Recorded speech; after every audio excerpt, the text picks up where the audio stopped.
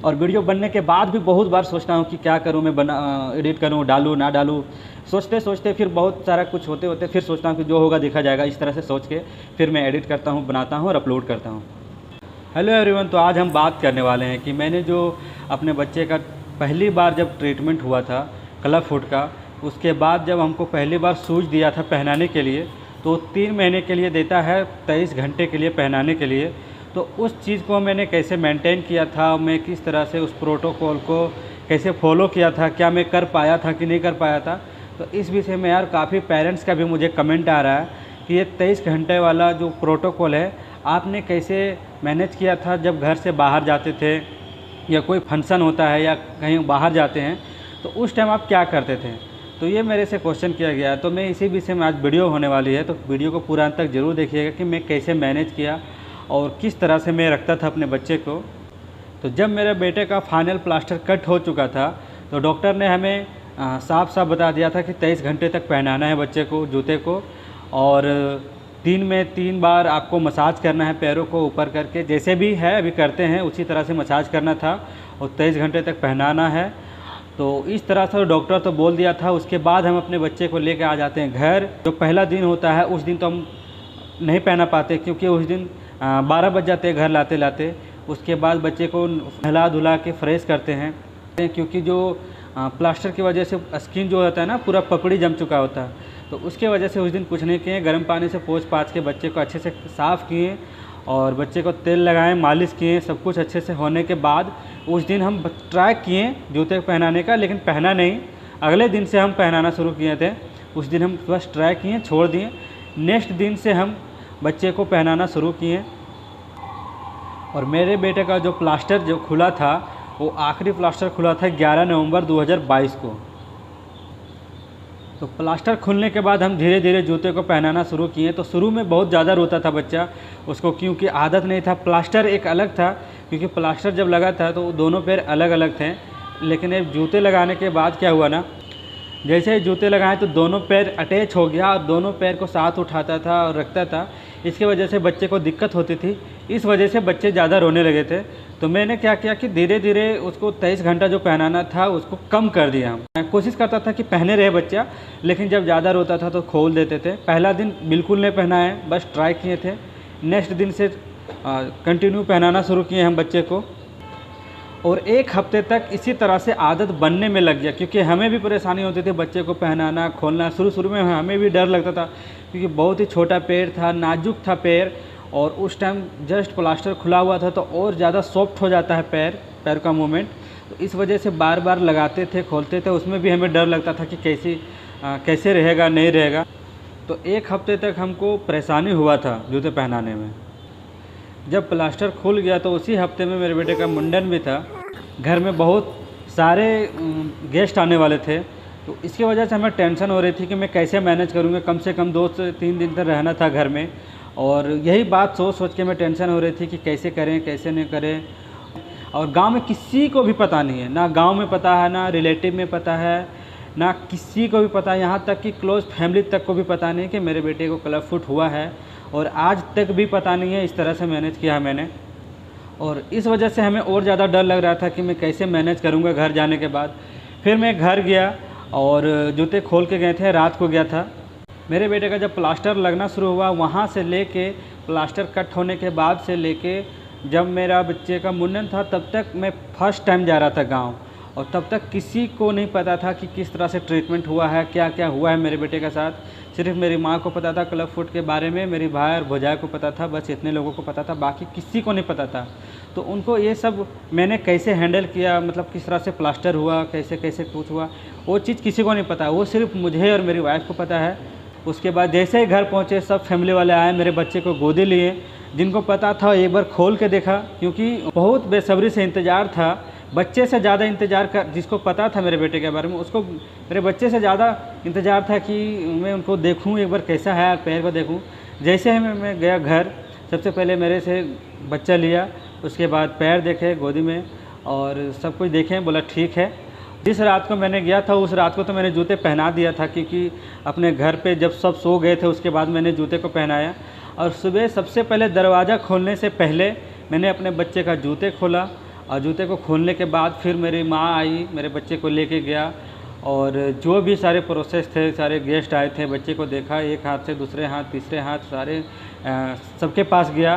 फिर शाम हुई, शाम होने के बाद मेरे बच्चे का मुंडन हुआ रात को 9 से 10 बजे तक, और रात को 10 बजे से 11 बजे तक घर में जितने भी प्रोग्राम थे वो सारे सब कुछ हो गए। और फिर ये सब करते करते 2 बज गए रात के। 2 बजने के बाद फिर हम रात को सोते हैं, तो उस दिन फिर पहनाए थे रात को मात्र 3 घंटे के लिए। फिर सुबह हुआ, फिर वही नियम, सुबह दरवाज़ा खोलने से पहले मैं अपने बच्चे का जूते को खोलता था, और फिर जैसे ही उठता था दरवाजे से फिर सब लोग आते थे, बच्चे लेके जाते थे, खेलते थे। मैंने 2 दिन तक कंटिन्यू सही से जूते नहीं पहनाया था।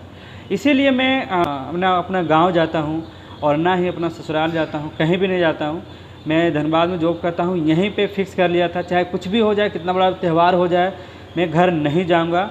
और मैं घर नहीं गया था क्योंकि नहीं चाहता था कि ये 3 महीने का जो रूटीन है, प्रोटोकॉल है, इसमें मेरा डिस्टर्ब हो किसी भी तरह से। हो गया, फिर हम धनबाद आए।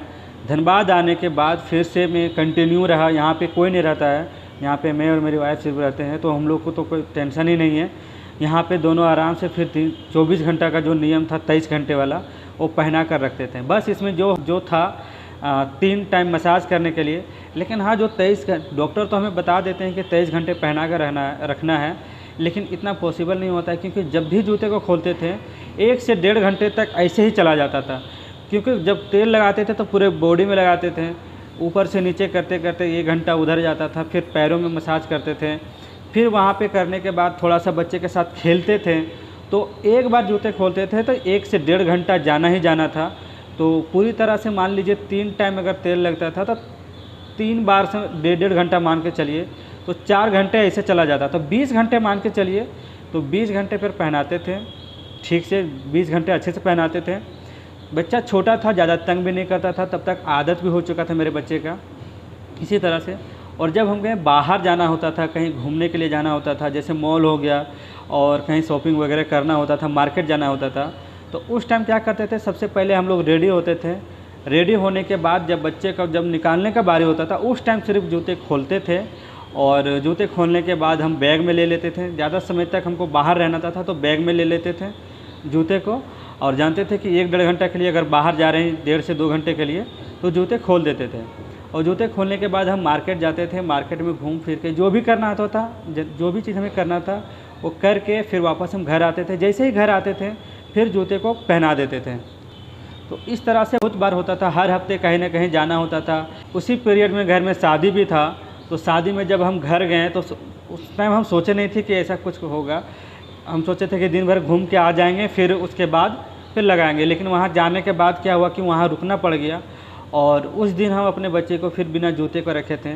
तो ऐसा है 3 महीने के बीच, 3 महीना जो प्रोटोकॉल है उसमें मेरा मान के चलिए 3 महीने का टाइम में 3 या 4 दिन ऐसा रहा है जिस टाइम अपने बच्चे को जूते नहीं पहनाए थे, और 4-5 दिन ऐसा रहा है जो कि 20 घंटे के जगह पे हम सिर्फ रात को पहनाए थे। तो ये कुछ मेरा टाइम था उस टाइम। और मेरा टाइम जो जूते पहनाने का वो ख़राब ना हो, इसके चलते हम कहीं भी आना जाना नहीं करते थे, ना घर जाते थे, ना रिलेटिव घर जाते थे। यहाँ तक मान लीजिए कि मेरी वाइफ जो है 6 महीने तक अपना मायके तक नहीं गई थी। बोली थी कि कुछ भी हो जाए हम नहीं जाएंगे, क्योंकि वहाँ जाएंगे तो बहुत सारे लोग आएंगे और 2-4 दिन रुकना पड़ेगा। उसकी वजह से गई नहीं थी। हमारे तरफ होता है कि बच्चे जब होते हैं तो शुभ दिन होता है जाने के लिए, तो 6 महीने तक कभी एक दिन भी उधर से आना जाना नहीं हुआ था। यहीं पे थे हम लोग धनबाद में ही।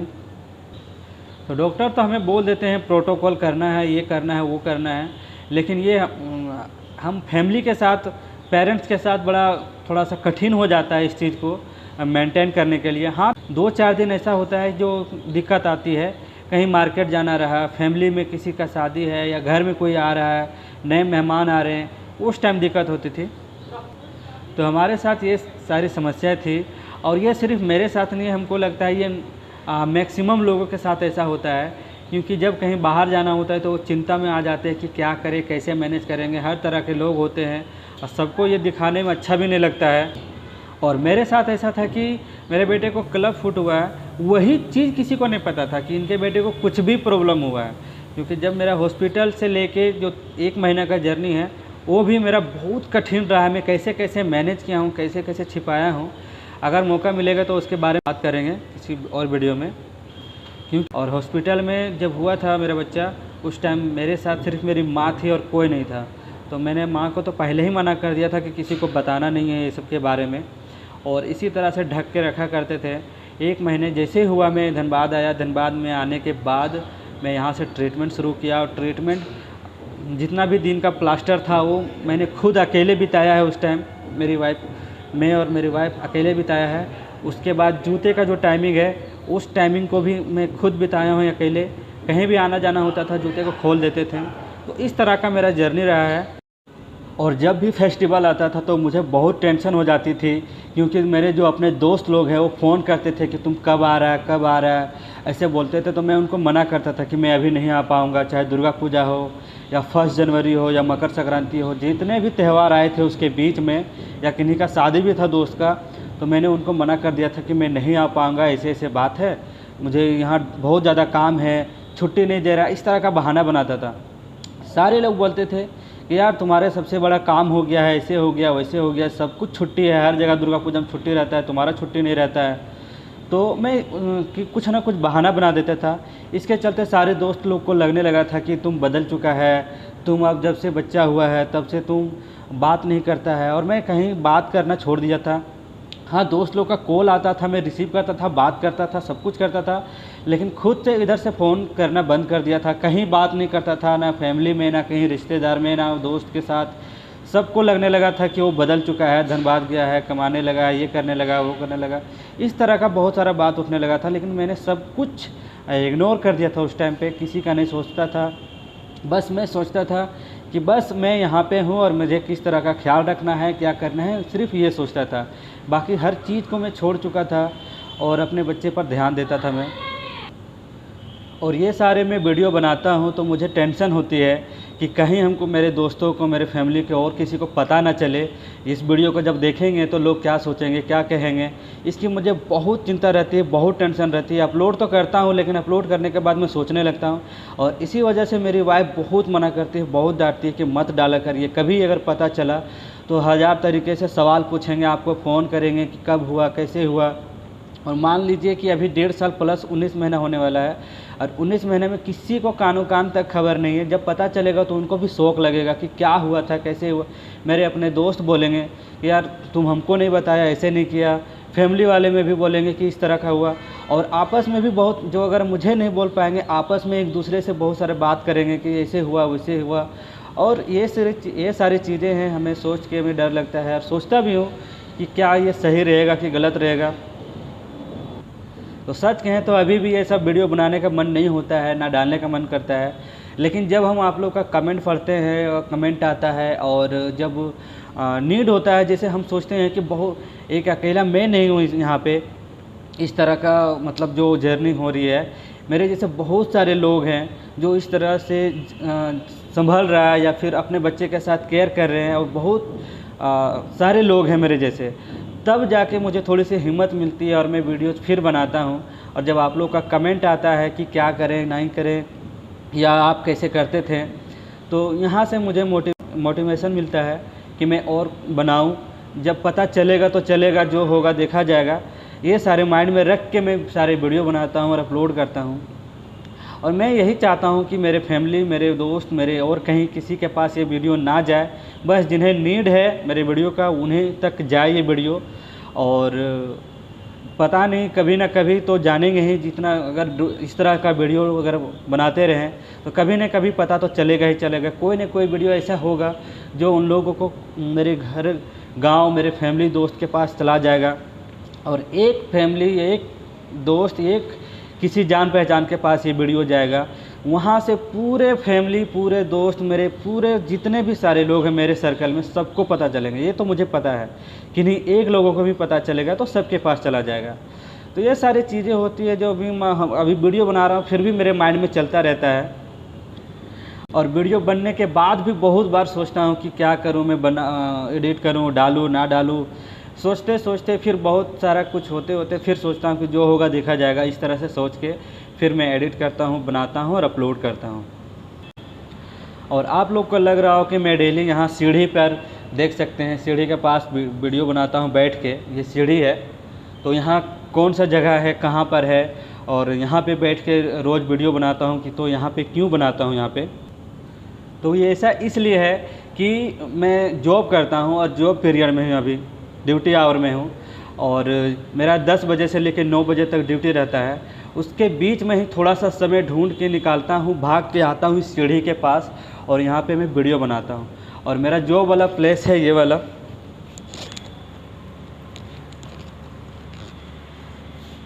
ये जो देख रहे हैं इस साइड वाला, इस साइड का जो दुकान है उसी में हम काम करते हैं। तो थोड़ा सा जब समय मिलता है तो वहाँ से जैसे ही काम ख़त्म होता है 5-10 मिनट के लिए वॉशरूम के बहाने में यहाँ आता हूँ, भागकर इस सीढ़ी में बैठता हूँ और यहाँ पे मैं वीडियो शूट करता हूँ। फिर फिर वहाँ पे अंदर जाता हूँ और अंदर जाके फिर वहाँ पे खाली टाइम मिलता है तो खाली टाइम पे मैं एडिट करता हूँ, और एडिट करने के बाद फिर मैं उसको अपलोड करता हूँ। ये सारी चीज़ें करने में हमें भी बहुत ज़्यादा मेहनत लगती है। तो मैं आपसे रिक्वेस्ट करता हूँ कि मेरे चैनल को लाइक एंड सब्सक्राइब ज़रूर करें और वीडियो को ज़्यादा से ज़्यादा शेयर करें, ताकि हमें भी थोड़ा सा मोटिवेशन मिले, क्योंकि लाइक और सब्सक्राइब से हमें ही लगता है कि और वीडियोस बनाना चाहिए। और जो मेहनत करता हूँ उन्हें लगता है कि चलो इतने सारे लोगों ने देखा, प्यार दिया, उससे मुझे खुशी मिलती है और इसी से हमें आगे और वीडियो बनाने का मोटिवेशन मिलता है। और मेन रीज़न है कि आप लोग का जब कमेंट पढ़ता हूँ तो डायरेक्ट आपसे जुड़ पाता हूँ, क्योंकि कमेंट एक ऐसा चीज़ है कि आप जो भी चीज़ टाइप करते हैं वो अपने दिल से टाइप करते हैं, अपने मन से, दिल से, दिमाग से लगा के टाइप करते हैं, और उसे हम जब पढ़ते हैं तो सीधा मुझे यहाँ टच होती है कि हाँ सच में किन्हीं को नीड है मेरे वीडियोज़ को और देखना पसंद करते हैं और उन्हें भी चाहिए कुछ और नए वीडियोज़। ये एक सैलून है, देख सकते हैं, ये प्रोफेशनल सैलून है और मैं यहाँ पे हेयर ड्रेसर के तौर पे जॉब करता हूँ, स्टाफ हूँ यहाँ पे, हेयर ड्रेसर हूँ मैं। और यहाँ पे जो थोड़ी सी समय निकालने के बाद जो मुझे टाइम मिलता है वो उसी टाइम में हमें ये वीडियो शूट करना होता है, बनाना होता है। और फिर यहाँ से जैसे ही वीडियो बनाना ख़त्म होता है फिर से वापस अंदर जाता हूँ और अंदर जाके काम करता हूँ। और फिर जो एक बार में पूरा शूट नहीं हो पाता फिर से मैं यहाँ सीढ़ी के पास दोबारा भाग के आता हूँ और यहाँ से फिर दोबारा मैं वीडियोज़ बनाता हूँ। तो बहुत समय लग जाता है मुझे एक वीडियो बनाने में, सुबह से शाम तक कितना ज़्यादा रीटेक बार बार शूट करता हूँ, फिर उसे जोड़ता हूँ, क्योंकि काम भी करना है और यहाँ पे बैठ के वीडियोज़ भी बनाना है। बार बार देखना भी होता है कि पिछले वीडियो में क्या बोला है, फिर दूसरे वीडियो में क्या बोलना है, तीसरे वीडियो में क्या बोलना है। तो इस तरह से मैं घूम फिर के, यहाँ भी किसी को नहीं पता है मैं वीडियोज़ बनाता हूँ। सैलून में हूँ, वॉशरूम के बहाने आता हूँ, जितना 5 से 10 मिनट तक जो मैं सोच लेता हूँ मुझे क्या बोलना है, फिर आके मैं उसको बोलता हूँ, फिर मैं वीडियोज़ को सेव करता हूँ, फिर अंदर जाके बैठ के समय मिलता है तो मैं एडिट करके मैं इसको डालता हूँ। तो प्लीज़ मुझे लाइक एंड सब्सक्राइब ज़रूर करें और सपोर्ट करें। मेरे वीडियोज़ को देखने के लिए और प्यार देने के लिए बहुत बहुत धन्यवाद। Thank you so much.